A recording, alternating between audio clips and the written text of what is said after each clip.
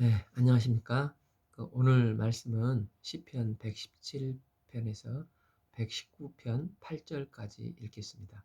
요절 말씀은 117편 2절 우리에게 향하신 여호와의 인자하심이 크시고 여호와의 진실하심이 영원하미로다. 할렐루야. 시편 117편은 2절로 된 짧은 시편인데 하나님의 인자하심과 진실하심을 찬양하는 시입니다. 1.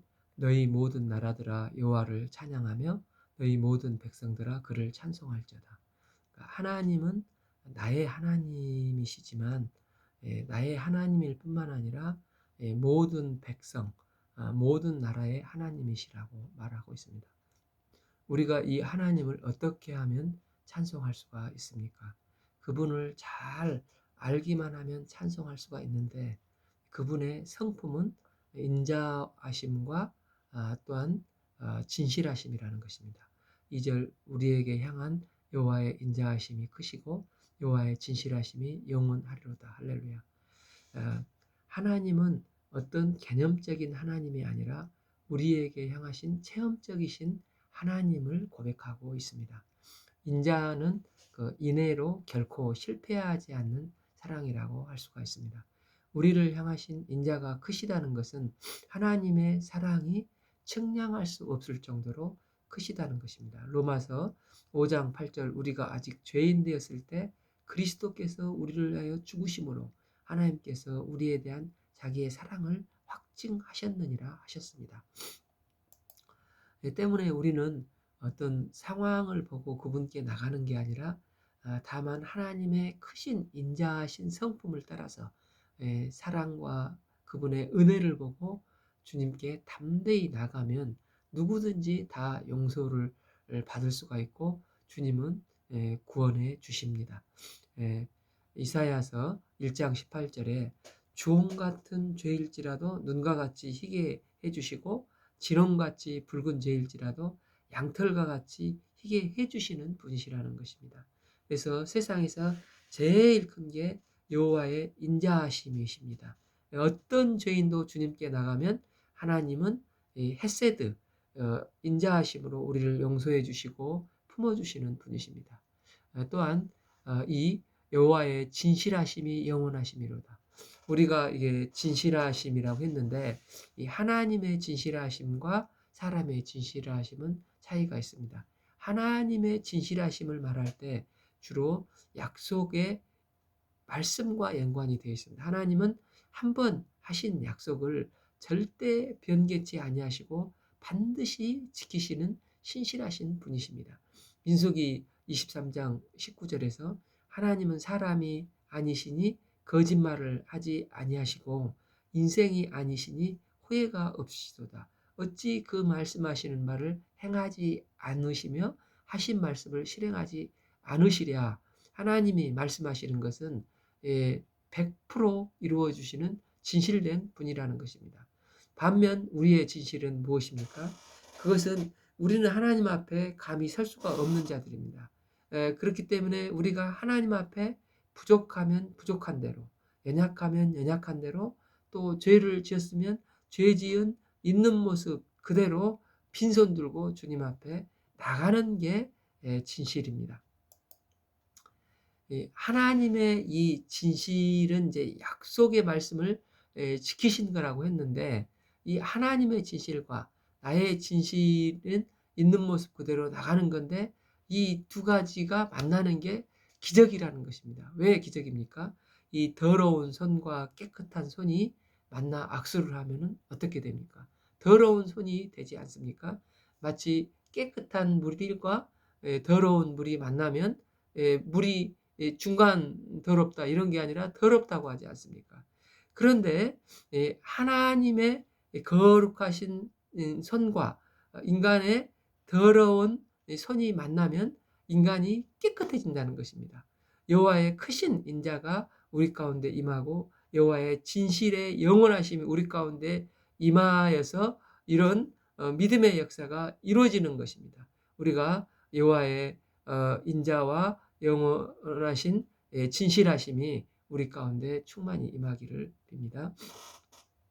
이제 시편 118편은 하나님이 내 편이기 때문에 두렵지 않다는 것입니다. 아마 1절 여호와께 감사하라. 그는 선하시며 그의 인자하심이 영원하시미로다.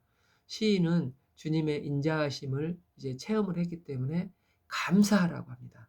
즉 하나님이 어떤 것보다도 크신 사랑의 하나님, 또 용서의 하나님을 체험하니까 이제 겁이 날 게 없습니다. 그래서 이제 뒤에 6절에서 여호와는 내 편이시라 내가 두려워하지 아니하리니 사람이 내게 어찌할까라고 고백을 하고 있습니다. 하나님은 내 편이시기 때문에 내가 겁낼 게 하나도 없고 천만인이 나를 둘러친다 할지라도 나는 두려워하지 않겠다라고 고백을 하고 있습니다. 2절 이제 이스라엘은 말하기를 그의 인자하심이 영원하다 할지로다. 3 이제 아론의 집은 말하기를 그의 인자하심이 영원하다 할지로다. 4 이제 여호와를 경외하는 자는 말하기를 그의 인자하심이 영원하다 할지로다. 이걸 근거로 해서 2절, 3절, 4절에 계속해서 이제는 반복되는데, 그러니까 여호와의 도우심을 체험했기 때문에, 맛봤기 때문에 이제 두려울 것이 없다는 것입니다. 여호와가 내 편이신데 내가 누구를 두려워하겠는가 선포하고 있는 것입니다. 그 근거의 결과가 무엇입니까? 이제 5절 내가 고통 중에 여호와께 부르짖으니 여호와께서 응답하시고 나를 넓은 곳에 세우셨도다. 여기서 여기서 넓은 곳은 세우셨도다.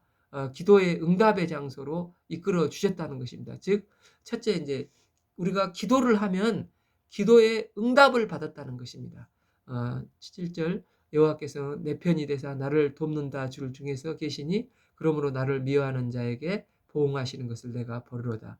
그러니까 우리가 기도하면 효과적인 열매를 하나님은 주신다고 간증을 하고 있는 것입니다. 여호와 하나님은 우리가 기도하면 내 편이 되시고 반드시 나의 기도를 응답하시고 그 열매를 주시는 분이십니다. 그런데 이제 세상에 살다 가면 사람을 의지하는 사람이 있습니다. 왜냐하면 사람이 하나님보다 커 보일 때가 있다는 것입니다. 그래서 8절 여호와께 피하는 것이 사람을 신뢰하는 것보다 낫다 이렇게 말씀을 하시고 9절 여호와께 피하는 것이 고관들을 신뢰하는 것보다 낫도다 말씀을 하십니다. 두 번째는 또 10절을 보면 문 나라가 나를 에워쌌으니 내가 여호와의 이름으로 그들을 끊으리로다. 그러니까 하나님의 이름에 능력이 있으니 하나님의 이름을 가지고 승리하는 자가 되라는 것입니다. 이제 국가가 공권력을 가지고 한 개인을 공격하고 또 문 나라들이 나를 에워싸고 포위를 했지만 여호와께서 그들을 다 끊어버리셨고 그 포위망을 여호와의 이름으로 도전을 하니까 승리를 했다고 고백을 합니다. 히브리서 11장 33절 그들은 믿음으로 나라를 이기기도 하며 이런 믿음의 고백을 하지 않습니까?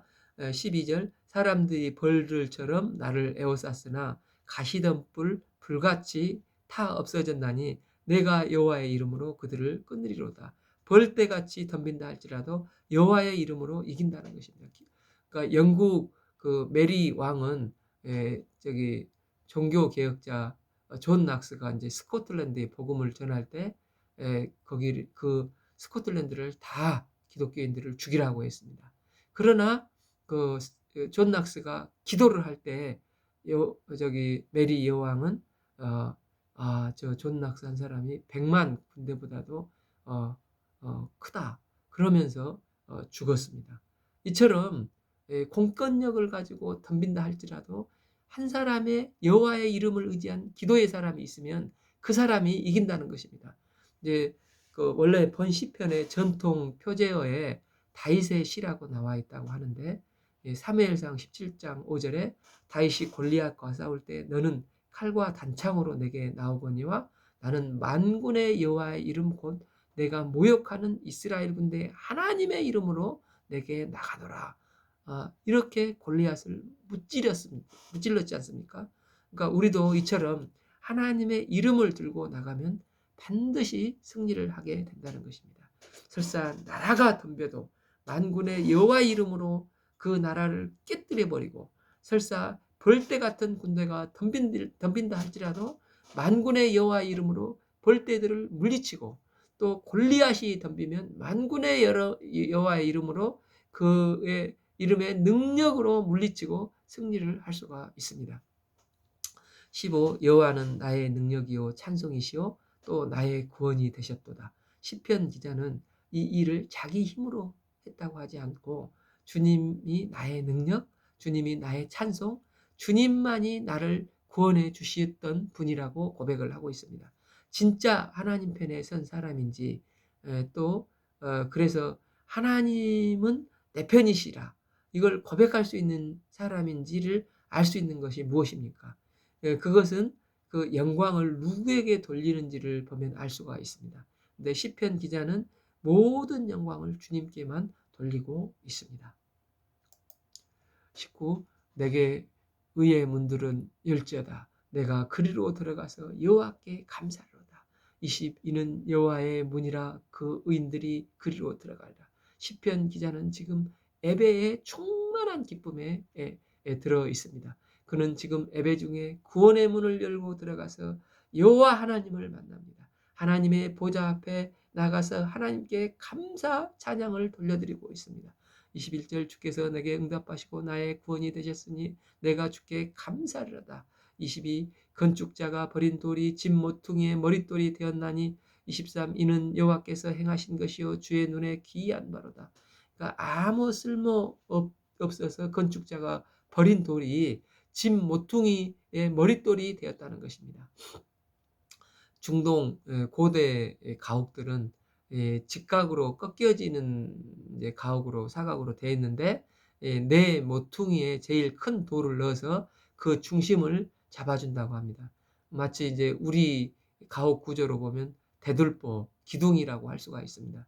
이 시편을 이제 메시아의 시편이라고 하는데, 예수님께서 친히 자신에 관한 말씀이라고 언급을 하셨습니다.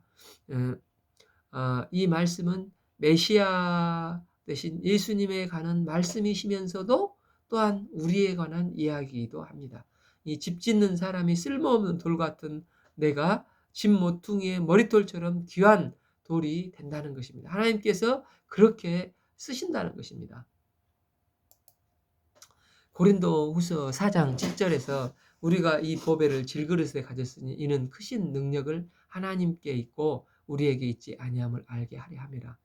어떤 분이 교회의 성도들은 깨지기 쉬운 질그릇들이 모여있는 유리 찬장과 같다고 표현한 적이 있습니다. 이 성도들이 얼마나 유리 같은지 말 한마디에 깨지기가 쉽고 또 매우 연약하다는 것입니다. 우리는 잘못 건드리면 깨지기 쉽기 때문에 서로 조심을 해야 됩니다. 우리가 서로를 정말 조심스럽게 대우를 해야 되는데, 그 이유가 나는 질그릇 같지만 내 안에 이 보배 대신 예수님을 모시고 있기 때문입니다. 그래서 우리는 나 자신도 하나님은 내 편이시라고 고백하지만 함께 신앙생활하는 성도들이 보는 눈이 완전히 새로워지게 됩니다. 성도들 한 사람 한 사람이 다 보배를 담는 질그릇입니다. 이 고난을 통해서 이 깨지면은 이 보배가 빛을 발하게 되는 것입니다. 그래서 26절 여호와의 이름으로 오는 자가 복이 있으며 우리가 여호와의 집에서 너희를 축복하였도다. 주님의 이름으로 오는 성도들은 다 복이 있다는 것입니다.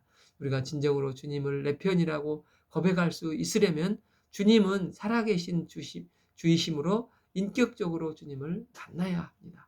이 주님을 체험할 때 이런 고백을 할 수가 있습니다. 본문의 기자는 자신이 죽을 수밖에 없는 처지에서 하나님께 기도하였더니 하나님께서 구원해 주셨습니다. 그래서 여호와는 내 편이시라고 고백을 하고 있습니다. 또한 27절 여호와는 하나님이시라 그가 우리에게 빛을 비추시니 밧줄로 절기 제물을 제단 뿔에 맬지어다. 28 주는 나의 하나님이시라 내가 주께 감사하리다. 주는 나의 하나님이시라 내가 주를 높이리라. 29 여호와께 감사하라 그는 선하시며 그의 인자하심이 영원함이로다. 그러니까 결론적으로 우리가 주님을 체험하고 알았으므로 여호와는 내 편이시라 내가 두려워하지 아니하리라 이 사람이 내게 어찌할까 이런 고백이 나의 고백이 되기를 기도합니다. 또 17절처럼 내가 죽지 아니하고 살아계신 여호와께서 하신 일을 선포하라 하면서 사명을 감당하는 삶을 살 수 있기를 기도합니다. 또 19절 내게 의의 문들을 열지어다 내가 그리로 들어가리라 늘 살아있는 예배를 통해서 하나님과 교통하는 삶이 나에게 임하기를 기도합니다.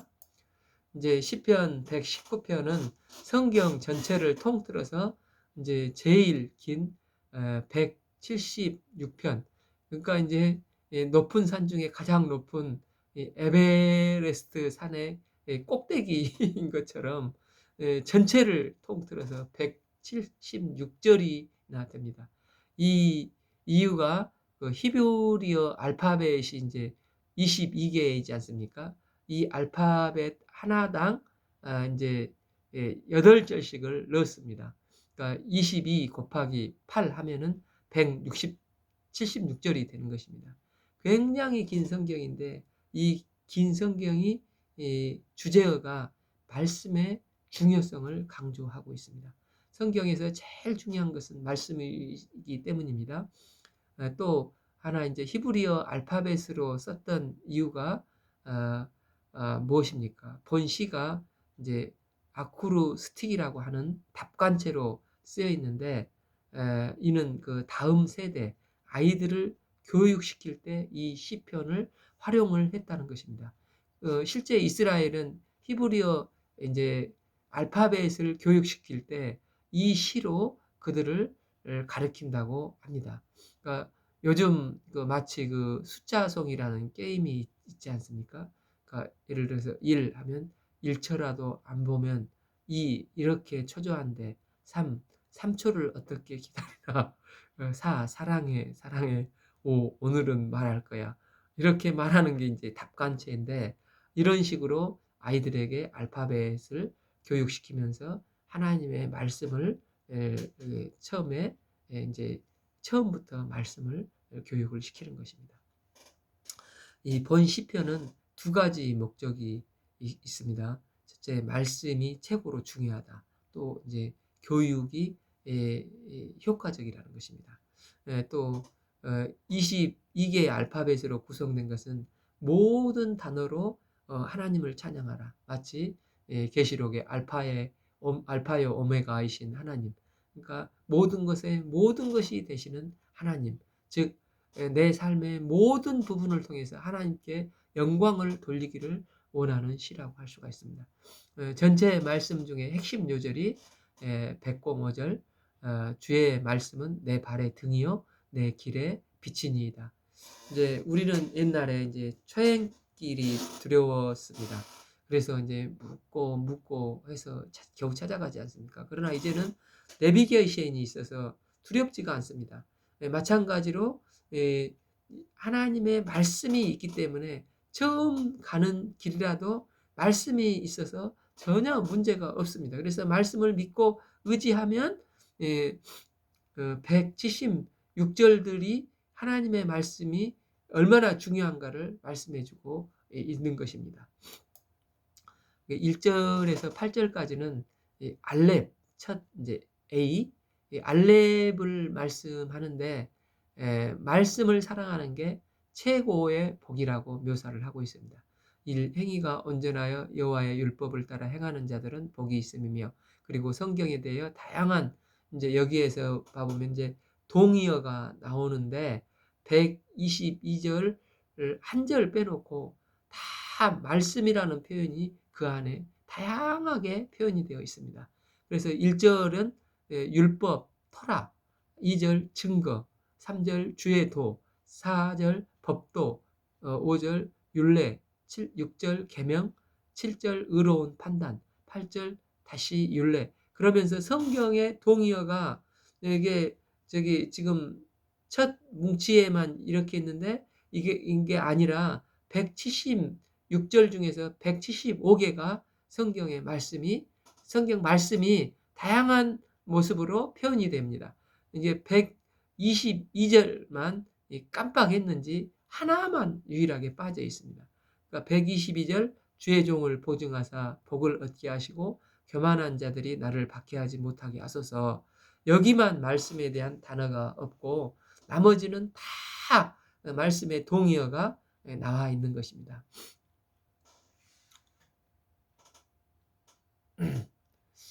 1절 행위가 언제나 여호와의 율법을 따라 행하는 자는 복이 있음이며 2절 여호와의 증거들을 지키고 전심으로 여호와를 구하는 자는 복이 있다라. 그러니까 하나님의 말씀으로 사는 게 복이라는 것을 선포하고 인생은 이제 두 가지 길이 있다는 것입니다. 하나님 중심의 말씀을 따라 살아가는 삶이 있고 또 나 중심으로 욕심을 따라 사는 두 가지의 길이 있다는 것입니다. 이제 말씀을 사랑하는 게 복이면 그 다음은 그 길을 실제로 이제 걸어가야 하지 않겠습니까? 그래서 이제 5절에서 내 길을 굳게 정하고 그 길을 걷기를 원한다고 나오고 있습니다. 3. 참으로 그들은 불의를 행하지 아니하고 주의 도를 행하였도다.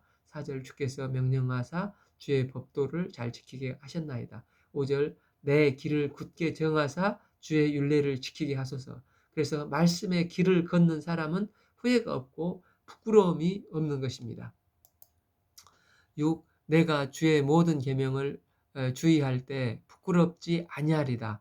하나님의 말씀대로 살아가면 우리는 결코 부끄러움이 없고 후회함이 없습니다. 그러나 말씀을 떠나서 자기 욕심에 따라 사는 사람은 후회하고 부끄러움을 당하게 됩니다.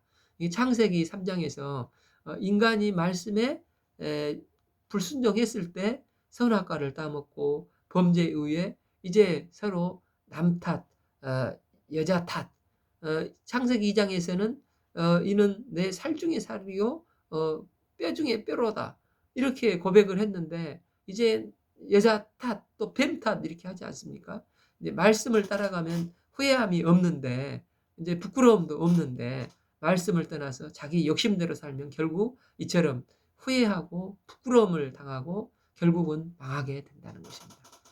그리고 이제 내 판단은 필경 망할 수밖에 없기 때문에 판단은 오직 하나님의 말씀에 맡기겠다는 것입니다. 7절 내가 주의 의로운 판단을 배울 때에는 정직한 마음으로 주께 감사하리로다. 말씀을 따라가는 판단은 겉으로는 이제 왜 좋지 할 수도 있는데 마지막에는 반드시 하나님의 말씀이기 때문에 좋다는 결과입니다. 좋다는 것입니다.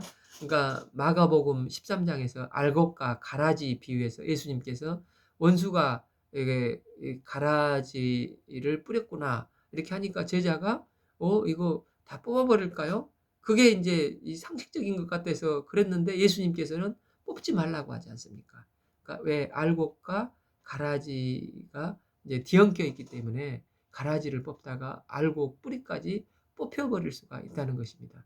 그래서 예수님께서 그냥 놔두라 하시면서 가라지를 먼저 이제 나중에 불태워버리고 알곡은 상하지 않고 다 수확할 수 있다는 것입니다. 그러니까 예수님의 말씀의 판단이 맞다는 것입니다. 그래서 내 생각이 있을지라도 주의 판단에 맡기면 그 판단이 좋은 열매를 맺게 해주신다는 것입니다. 8. 내가 주의 율례들을 지키오니 나를 아주 버리지 마옵소서.